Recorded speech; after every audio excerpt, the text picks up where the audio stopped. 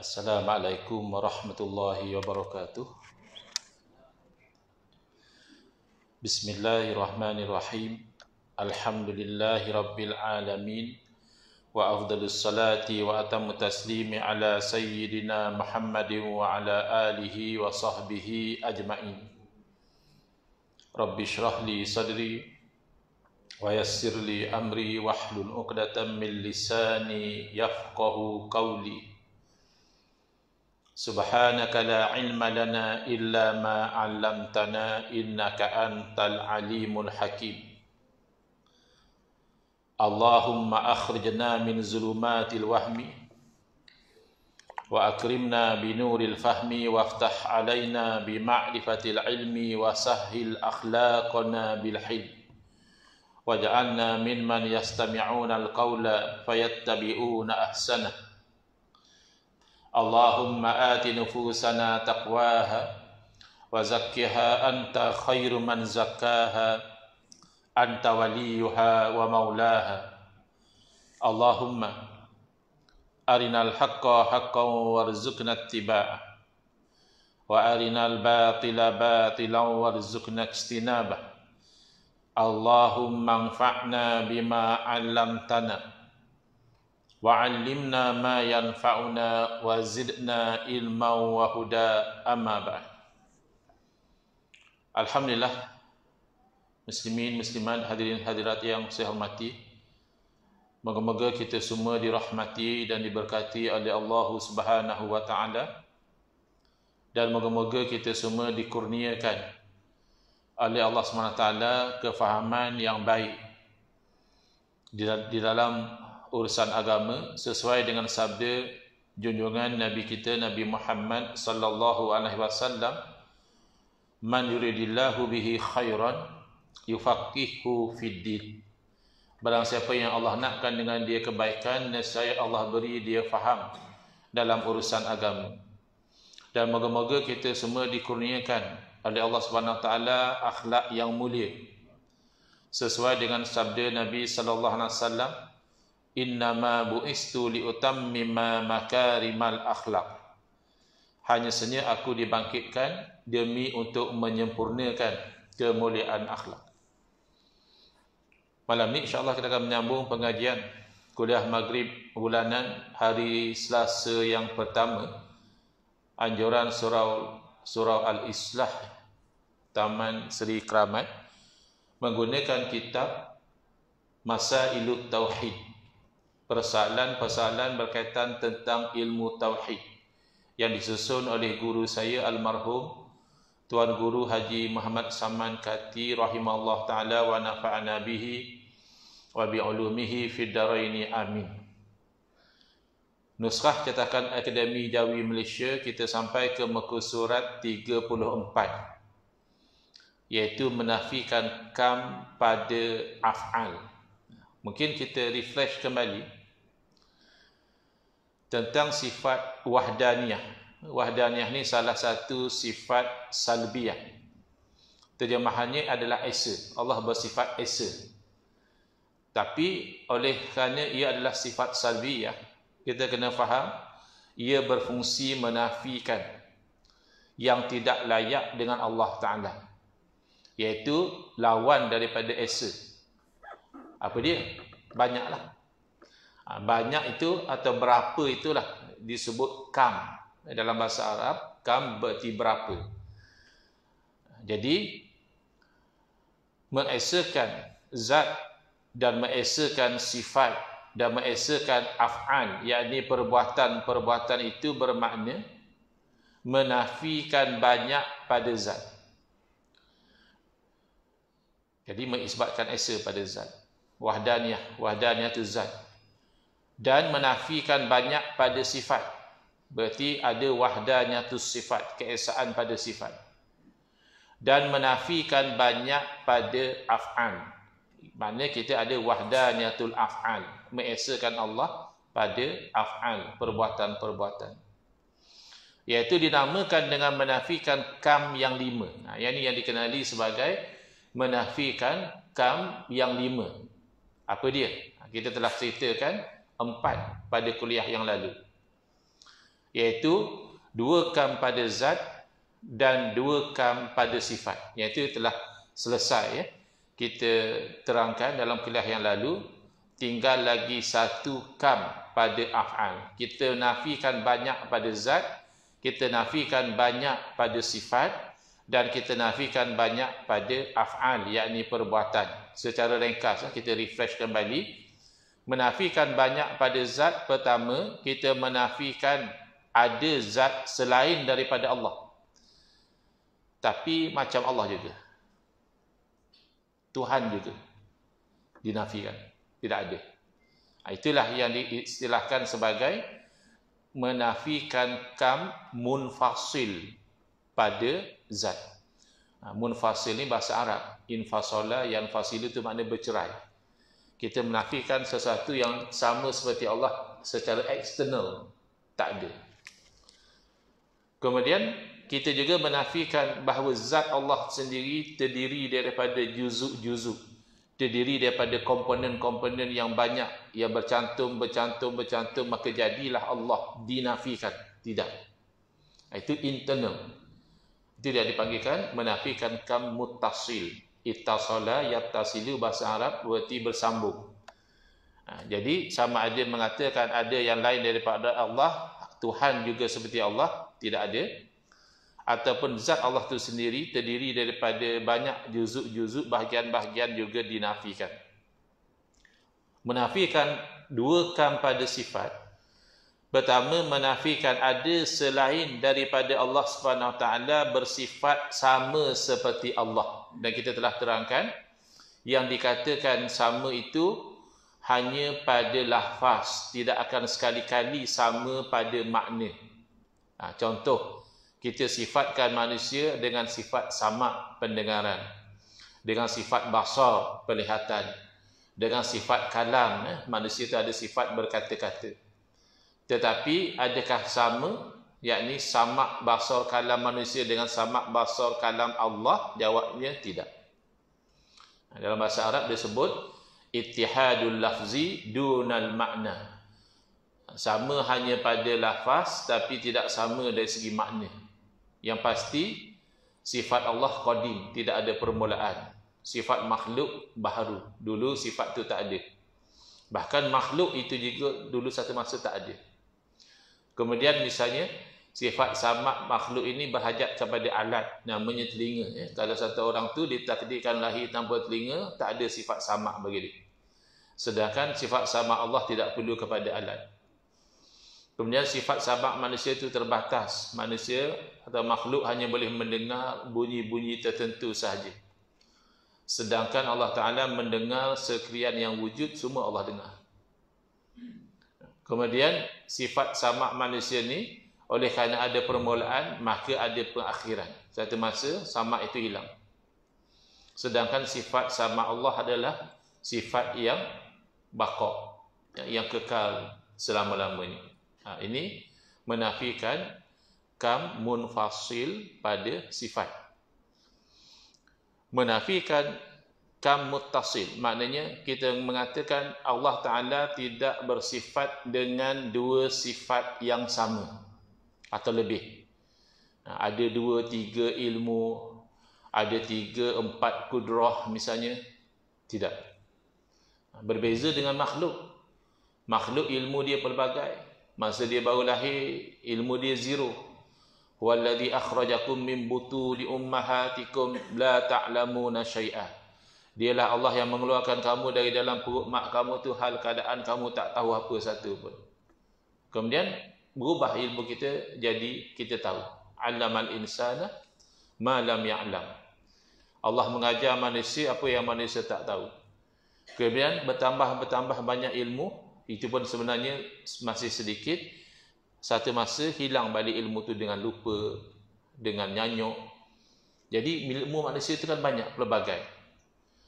Kudrah manusia juga pelbagai. Kudrah masa baby lain berbanding kudrah masa kanak-kanak, berbeza dengan kudrah masa remaja, berbeza dengan kudrah masa dewasa, dan berbeza lagi dengan kudrah apabila telah lanjut usia. Telah lanjut usia, kadang tu sudah jadi seperti kanak-kanak balik. Dah tak boleh nak berjalan, terpaksa naik kereta sorong, terpaksa pakai pampers dan sebagainya. Sedangkan sifat Allah hanya satu. Allah hanya ada satu kudrah. Satu ilmu, itulah yang Allah mengetahui segala-galanya. Satu iradah, itulah kehendak Allah. Jadi menafikan kam muttasil pada sifat. Selesai ya? Itu menafikan 4 kam. Kam ni maknanya berbilang-bilang, banyak. Menafikan banyak pada zat 2, menafikan banyak pada sifat pun 2. Jadi malam ni kita fokus kepada menafikan satu kam pada af'al. Pada af'al ni dia hanya ada kam munfasil saja, yang eksternal saja. Apa maksud dia? Menafikan kam atau berbilang-bilang pada af'al, pada perbuatan itu, hanya menafikan kam berbilang-bilang pada munfasil, maknanya yang lain daripada Allah Ta'ala sahaja. Iaitu tidak ada bagi yang lain daripada Allah Ta'ala itu perbuatan. Tak ada. Perbuatan tu tak ada. Habis itu kan ada. Yang lain daripada Allah, ada yang bercakap, ada yang berjalan, ada yang berlari, ada yang melompat, ada yang menulis, ada yang tidur, ada yang apa. Kenapa pula tak ada? Jawabnya, pada pihak mengadakan dan mentiadakan. Maknanya daripada segi hakikat, berlaku tak berlaku sesuatu itu hanya perbuatan Allah. Bersalahan bagi pihak usaha dan ikhtiar. Yang ada pada makhluk ni hanya usaha ikhtiar sahaja. Yang tidak memberikan baginya hanya Allah Ta'ala. Dalil, mana dalil kita kata perbuatan ni hakikatnya hanyalah Allah Ta'ala? Iaitu firman Allah dalam surah As-Saffat ya, ayat 96, wallahu khalaqakum wa ma ta'malun. Artinya, dan Allah Ta'ala lah yang menciptakan kamu. Maknanya kita semua ni adalah makhluk Allah. Wa ma ta'malun, dan apa yang kamu lakukan. Berarti perbuatan kita ni hakikatnya adalah makhluk Allah. Allah yang ciptakan perbuatan kita. Itu maksud wahdanatul af'al di situ. Adapun dari sudut usaha dan ikhtiar, adalah pada makhluk tu. Makhluk ni usaha makan, makhluk ni usaha minum, makhluk ni usaha berjalan, makhluk ni usaha berlari, ada. Tapi pada pihak menjadikan ada atau tiada, itu hakikatnya adalah Allah. Berarti kalau Allah tidak izinkan, orang tu nak berjalan pun tak mampu. Orang tu nak bercakap pun tak keluar suara. Orang tu makan pun tidak kenyang. Kerana hakikatnya Allah yang menciptakan kita, dan juga apa yang kita lakukan juga adalah makhluk Allah. Dan juga dalil umum wahdaniyah adalah Qul huwallahu ahad. Katakanlah olehmu ya Muhammad, bermula Allah Ta'ala itu ahad, esa. Dan firmannya lagi, lau kana fihima alihatun illallahu lafasadata. Kalaulah ada pada kedua-duanya, yakni pada langit dan bumi ini, Tuhan-Tuhan yang banyak selain daripada Allah, nescaya binasalah langit dan bumi. Tak mungkinlah Tuhan banyak. Kerana Tuhan ni kan sifatnya maha berkuasa, maha berkehendak. Jangankan kata Tuhan 10, 20, 100, 200. Kalau Tuhan 2 pun sudah tak mungkin. Kerana tentulah masing-masing Tuhan nak melaksanakan kuasa dia. Kerana dia Tuhan. Masing-masing Tuhan ada kehendak dia. Maka akan hancurlah langit bumi ni. Kerana masing-masing Tuhan nak buat cara dia. Maka dalil naqli ini, dalil ayat Quran ini sebenarnya menggunakan juga dalil aqli. Kerana akal manusia tidak boleh menerima adanya lebih pada satu Tuhan. Buktinya, kalau ada lebih pada satu Tuhan, tentulah alam semesta ni jadi berkecamuk. Sekejap Tuhan ni buat macam ni, Tuhan satu lagi batalkan, Tuhan ni pula lawan balik. Tak mungkin. Itu mustahil. Dan inilah yang tidak difahami oleh golongan Wahabi. Masalah Allah Ta'ala yang kita kata dalam istilah pengajian ilmu Ahlussunnah wal Jamaah ni basic sangat, iaitu bagi makhluk itu usaha dan ikhtiar. Yang memberi bekas hanya Allah Ta'ala juga. Yang itu dia tidak faham. Sebab itu dia mensyirikkan amalan-amalan seperti istighasah. Siapa yang minta tolong dengan Nabi, syirik, kata dia. Siapa yang minta tolong dengan wali, syirik. Bukan syirik khafi macam riak tu. Itu hanya dosa saja, masih orang Islam lagi. Tapi kata dia syirik akbar mukhrijun anil millah. Syirik yang besar yang menyebabkan orang tu terkeluar dari agama. Kenapa? Kerana minta tolong dengan Nabi. Di sini dia gagal membezakan bahawa yang dikatakan syirik lawan daripada tauhid. Berarti orang itu menafikan wahdaniyah Allah. Baik pada zat, baik pada sifat, baik pada af'al. Maka dia katakan ada lain daripada Allah seperti Allah juga syirik. Adakah yang meminta tolong kepada Nabi SAW, yang meminta tolong kepada para wali itu mengatakan Nabi dan wali itu seperti Allah juga? Tidak demikian. Ini hanya sangkaan buruk mereka terhadap umat Islam. Apa beza kita minta tolong dengan orang yang ada sezaman dengan kita sekarang ni? Sebab mereka mengatakan minta tolong dengan Nabi dengan wali jadi syirik sebab Nabi dan wali telah meninggal dunia. Adapun kita minta tolong dengan orang sezaman dengan kita ini tak apa. Tak kisahlah dengan jiran ke, dengan polis ke, dengan bomba ke, dengan menteri ke. Ya, tak apa. Sebab mereka masih hidup. Jadi soalan kita, apa beza sehingga satu syirik, satu boleh? Kerana kata dia, kalau orang mati dia tidak boleh tolong. Maka kalau kita minta tolong jadi syirik. Orang hidup dia boleh tolong, maka kita minta tolong tak jadi syirik. Itu bukan takrif syirik. Takrif syirik bukan boleh tolong tak boleh tolong. Di kalangan orang hidup pun ramai yang tak boleh tolong kita. Ada saja masa kita kesusahan, kita minta tolong orang masih hidup, dia kata minta maaf. Saya bukan tak nak tolong, saya tak mampu nak tolong. Tak jadi syirik. Jadi syirik tidak syirik bukan bergantung pada yang kita minta tolong tu mampu atau tidak mampu. Kerana mampu atau tidak mampu makhluk menolong, hendaklah disuluh dari dua sudut. Sudut yang pertama adalah sudut hakikat. Dan sudut yang kedua adalah sudut asbab. Dari sudut hakikat, memang makhluk baik yang hidup maupun yang mati sama sahaja, kedua-duanya tidak dapat memberi sebarang pertolongan. Itu hakikat. Itulah makna kita kata wala haula wala quwata illa billahil aliyil azim. Tidak ada daya upaya, tidak ada kekuatan kecuali dengan Allah.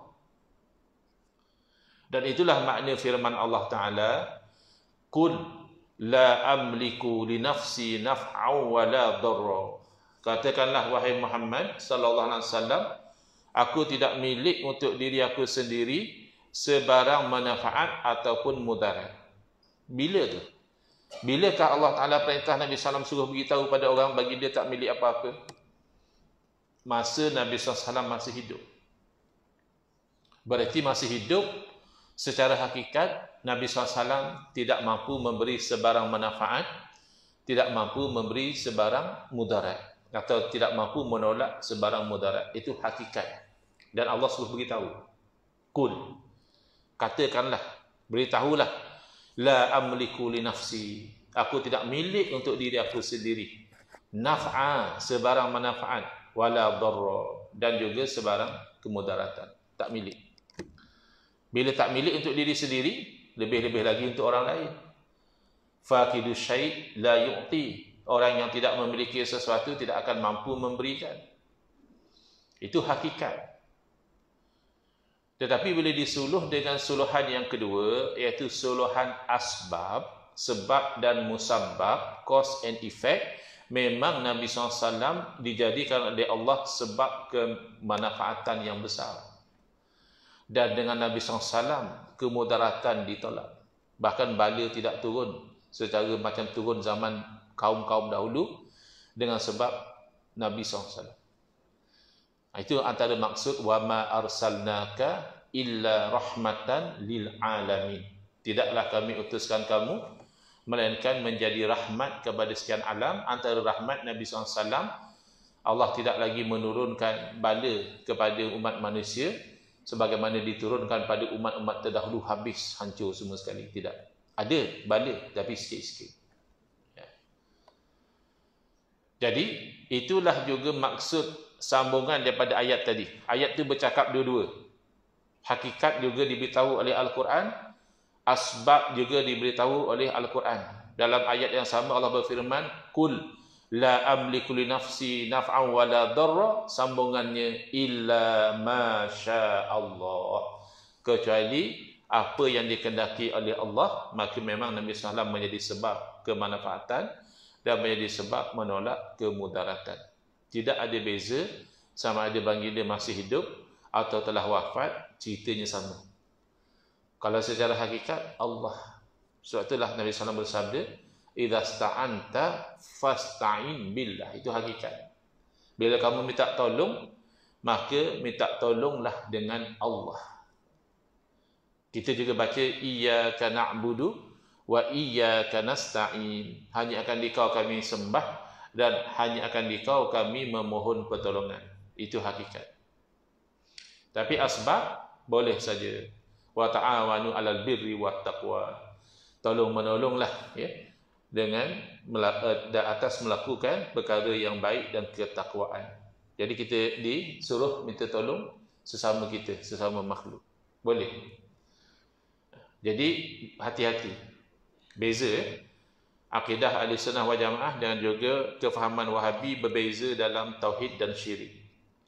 Yang kita pegang sebagai tauhid, dia tuduh syirik. Yang kita lihat sebagai syirik, dia kata tauhid. Contohnya kita tanya, kamu kata minta tolong orang hidup, tidak syirik boleh. Apa alasan kamu? Kata dia kerana orang hidup boleh tolong. Kita tanya dia, orang hidup boleh tolong tu secara hakikat atau secara asbab? Kalau dia kata secara hakikat, itulah syirik. Kerana dia menafikan wahdaniyatul af'al. Dia menafikan keesaan Allah pada perbuatan. Mana lain daripada Allah ada lagi yang boleh berbuat sesuatu. Itu syirik lah tu. Kalau dia katakan memang orang hidup boleh tolong secara hakikat, itulah syirik. Tapi kalau dia kata tidak, orang yang hidup boleh tolong secara asbab, maka sama seperti orang mati. Orang mati juga boleh Allah jadikan sebab kepada pertolongan. Sebab macam mana Ustaz dia dah mati? Bukan dia dibangun tolong. Tak. Pertolongan yang diharap daripada orang mati biasanya daripada orang-orang soleh mendoakan kebaikan, berdoa kepada Allah, memohon supaya diperkenankan hajat kita. Bukan orang mati itu bangun tolong kita, bukan. Yang diharapkan adalah doa. Sebab itu kita itu istighosah bil amwat ni dengan orang-orang soleh saja. Ya. Kita istighosah dengan wali, dengan nabi, sebab diharapkan doa mereka itu mustajab. Kita tidak istighosah dengan orang-orang biasa. Kerana kita mengharapkan istijabah doa itu daripada orang-orang soleh. Yang ni mereka tidak faham. Sebab itu kita kena terangkan. Moga-moga mereka kembali faham. Selesai tentang sifat salbiyah yang 5. Di muka surat 35, kenyataan dan bahasan-bahasan sifat ma'ani. Jadi sekarang ni kita masuk pada kategori yang ketiga. Dah selesai kategori yang pertama, sifat nafsiyah satu saja, iaitu wujud. Kemudian selesai sifat salbiyah yang 5, iaitu qidam, baqa, mukhalafatuhu ta'ala lil hawadisi, qiyamuhu ta'ala binafsihi, wahdaniyah. Sekarang kita masuk kepada 7 sifat ma'ani. Soalan, apa erti sifat ma'ani dan mana dikatakan sifat ma'ani itu? Apa erti dia? Terjemahan sifat ma'ani itu apa dia? Dan apa yang dikatakan sifat ma'ani itu yang mana satu? Jawapan adalah sifat ma'ani itu iaitu tiap-tiap sifat yang qadim. Sifatun qadimatun. Sifat yang tidak ada permulaan. Maujudatun qa'imatun bizat. Sifat yang wujud, yang berdiri ia pada zat Allah Ta'ala, yang mewajibkan ia akan hukum maknawiyah. Maksudnya, pertama sifat ni qadim, dan memang sifat ni wujud. Ini nak menolak Mu'tazilah. Mu'tazilah dia kata tak ada sifat ma'ani. Habis jadi kafir lah Mu'tazilah, Ustaz. Dia menafikan kudrah, iradah, ilmu, hayah, samak, basar, kalam. Tidak jadi kafir. Tapi jadi berdosa kerana membuat bid'ah dalam akidah. Kenapa tak jadi kafir? Dia kata tidak ada kudrah, tidak ada iradah. Kerana dia masih menisbahkan kaunuhu qadiran. Maknawiyah dia tidak nafi.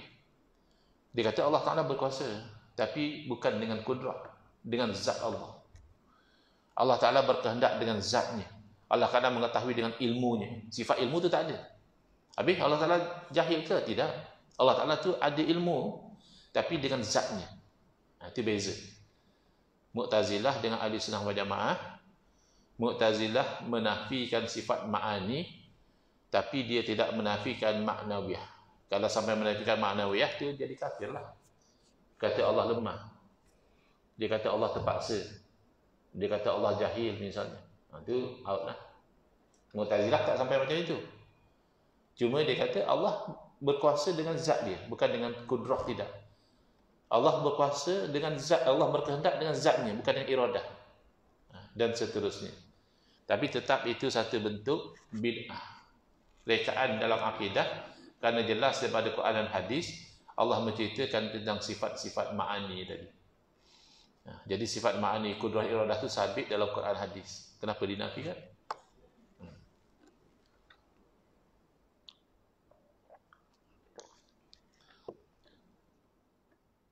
Banyaknya 7 sifat, iaitu kudrah, iradah, ilmun, hayah, sama', basar, dan yang ketujuh adalah kalam. Soalan, apa erti kudrah? Dan apa maknanya? Jawapan, kudrah artinya kuasa. Kalau nak terjemah, kudrah artinya kuasa. Kuasa Allah Ta'ala lah. Maka maknanya, huraian daripada kudrah tadi adalah satu sifat yang mawjud lagi qadim, sifat yang wujud lagi tidak ada permulaan, yang berdiri ia dengan zat, yang mendatangkan ia dengan dia mengadakan tiap-tiap mungkin, atau mentiadakan dia bagi yang muwafaqah pada iradah. Ini bahasa lama. Bila bahasa lama, lama sikitlah nak absorb, nak hadam yang benda yang nak cerita ni. Ya. Tapi kalau kita permudahkan bahasanya, tak payah mana. Iaitu sifat yang ada pada zat Allah Ta'ala, yang mana dengan sifat itulah ya, Allah Ta'ala mengadakan atau mentiadakan sesuatu yang mungkin ada atau mungkin tiada. Jadi sifat ini bergantung dengan yang mungkin. Dah Syah?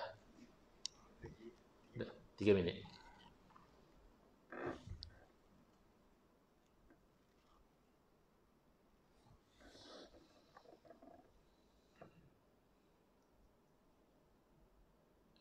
Jadi inilah sifat yang ada kaitan dengan mengadakan atau mentiadakan. Tapi syaratnya mungkin. Sebab kalau tak faham yang ni, itu yang jadi celaru. Kata dia, kalau Allah Ta'ala berkehendak, Allah berkuasa melahirkan anak. Ini macam mana cerita? Kan Allah Maha berkuasa, betul. Anak Allah tu mungkin ke mustahil? Anak Allah tu kan mustahil. Bila mustahil, tidak masuk dalam skop kudrah. Kena faham di situ. Kalau tak, nanti adalah orang kata, oh kalau Allah Maha berkuasa, Allah berkuasalah cipta Tuhan lain. Tuhan lain tu mustahil. Bila benda tu mustahil, dia tak ada kena-mena dengan kudrah. Sebab kudrah ini adalah sifat yang ada pada zat Allah Ta'ala yang qadim, yang dengan itulah mengadakan atau mentiadakan yang mungkin. Macam mana tu? Yang sesuai dengan kehendak Allah tu. Itu maksud muwafaqah pada iradah tu. Mana kalau Allah kehendakkan ada, ya ada. Kalau Allah kehendakkan tiada, tiada. Sebab tu ada orang kahwin tak ada anak. Padahal dia nak anak. Berobat sana sini, cara kampung, cara bandar, macam-macam. Ya. Minum air tasik dayang bunting. Ya, dayang yang bunting, isteri tak bunting juga. Nak sangat dapat anak, tapi tak dapat. Sebab tidak muwafaqah dengan kehendak Allah. Bila Allah kehendak, ada, ada. Bila Allah kehendak tiada, tiada. Maka adalah kudrah itu ta'alluq ia semata-mata dengan mungkin. Iaitu ta'alluq yang harus dengan 3 ta'alluq. Yang lain ta'alluq ni yang jadi complicated sikit. Tapi kita faham ta'alluq ni bahasanya makna pergantungan. Skopnya apa? Pertama, skopnya itu adalah dengan yang mungkin, yang mustahil, yang tak mungkin wujud, atau yang mesti wujud, iaitu zat Allah Ta'ala, itu tak ada kena-mena dengan kudrah. Kok lah jadi suka tanya, adakah Allah berkuasa menciptakan zatnya sendiri? Itu tak ada kena-mena. Zat Allah itu wajibul wujud. Zat Allah mesti ada. Yang mesti ada, tak ada kena-mena dengan kudrah. Yang tak mungkin ada, tak ada kena-mena dengan kudrah. Yang ada kena-mena dengan kudrah ni, yang boleh ada, boleh tak ada. Iaitu skop kudrah. Yang 3 ta'alluq itu, insya-Allah kita akan cuba permudahkan huraiannya. Suluhi qadim, tanjizi hadis dan juga qabdah.